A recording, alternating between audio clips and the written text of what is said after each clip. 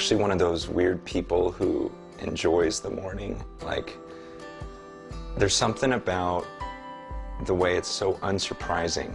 Like, the moment I leave the house, I have no idea what's going to happen, but every morning has this simplicity, this routine, this consistency about it.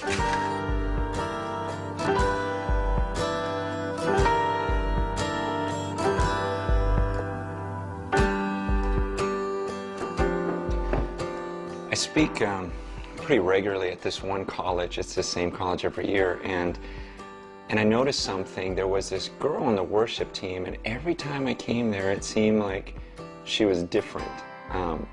Not like in a fake different, but it seemed like even though she was just one of the singers on the worship team, she would get more passionate, it seemed, every week.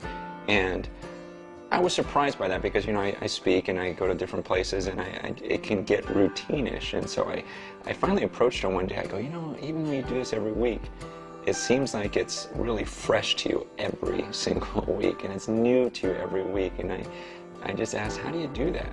And she said something really interesting. She goes, when I have like a great time with the Lord and worship, I never say, God, give me what I experienced last week. Duplicate what you do it again, what you did last week. She goes, instead, I say to him, God, you are a creator, and would you create something new in my worship experience with you?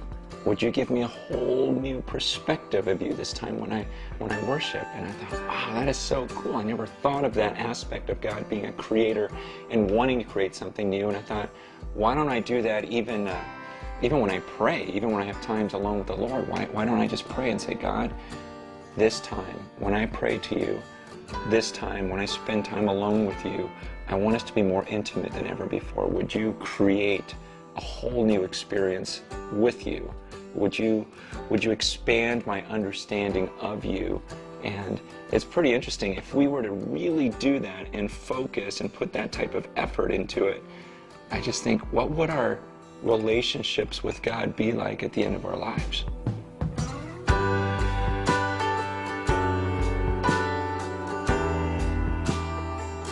When I was growing up, I remember every night we'd sit around the dinner table, and my dad would make us pray every night before we ate.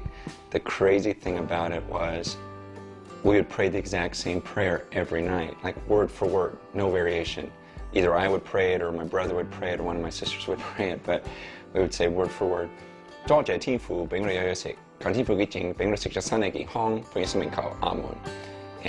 know that means nothing to you, but every night, word for word, and so it became this pattern, and it got to a point where I would pray it before breakfast, before lunch. Every time before I ate, I would have to pray that magical Chinese prayer of God bless this food, because I didn't want him to poison it. And I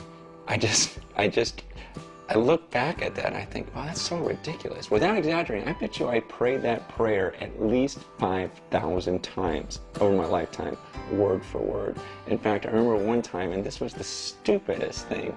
I remember being in junior high, and I was embarrassed. I was embarrassed that I believed in God. I was embarrassed to pray, but I knew we're at lunch, and we were at this amusement park. It was a field trip. I still remember it. We were at this place called Great America, and a bunch of my friends were at this table. We got our food and our drinks, and I'm thinking, I gotta pray before I eat, but I don't want anyone to see me. And so I still remember dropping my fork on purpose just so that I could bend over and pick it up.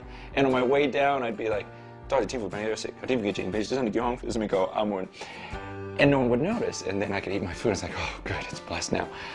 And you probably haven't done anything that stupid, but I think we all get into some sort of routine in our prayers to where it can become meaningless. Whether it's before meals, or maybe you have a morning devotional time, and you almost just sink into this prayer mode without thinking about what you're doing. And I think it hit me when I was in high school. One time I was at this kind of Christian retreat, and early in the morning I got up to pray and have my devotional time with God. And I remember sitting down, started to pray, started to read, and then I looked across the field and I saw the camp speaker, the guy that was giving all the messages that week. And he was across the field, and he was praying and reading. And for some reason in my mind, I started thinking, I bet you he prays differently than I do. Because, you know, as a kid, you look up to these guys that are at the pulpit and you think, wow, he's the speaker, he's the pastor, he must have such an amazing relationship with God. So I thought to myself, I bet you he prays differently. I bet you he is so close to God when he prays. I bet you he really thinks that he's in the presence of God. And so I thought to myself, okay, I'm going to pray like that this time. And I actually pictured myself speaking to someone, speaking to God. And it's weird, but I realized up until that point, I don't think I ever considered the fact that I was speaking to a person when I was praying. It became this routine or ritual to me. And so it began this pattern in my life where I thought, you know what, I want to think about him every time I pray. I want to think about who I'm speaking to because it makes such a difference. And what was crazy was the more I studied the scriptures, the more I read the Bible and I would read these descriptions of God, the more it would change my prayer life because I would picture God differently. I would see him differently. It's like I remember when I first studied Revelation chapter 4, and I read John's description of God, of what it was like when he was in heaven. And he talks about how he saw this being sitting on this throne, but he said he's not like a normal flesh and blood person. He's like diamonds and rubies, and he's glowing, and there's lightning, and there's fire, and there's thunder, and there's 100 million angels, and so it was such a massive picture of God that after reading that passage, I remember closing my eyes and thinking, okay, I'm about to approach him. I'm about to come before him and speak to him. And so I closed my eyes and I picture this being who's sitting on the throne and he's glowing with diamonds and rubies and he's this unapproachable light and there's lightning, thunder, fire, and angels all around. And then I pictured myself coming before that being and speaking to him.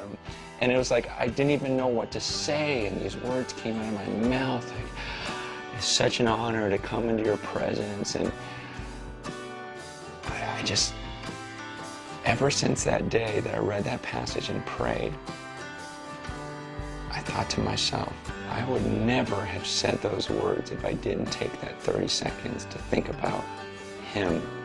And I want you to consider, I mean, what would be the first words, literally, the first words out of your mouth the moment you saw God in all of his glory? What would come out of your mouth? See, and that's what should come out of our mouths when we pray. Because what we're doing is we're coming before that God and speaking to him. In your discussion group, talk about what you think would come out of your mouth the moment you saw God. Like, what would be the first words you would say if you literally saw him?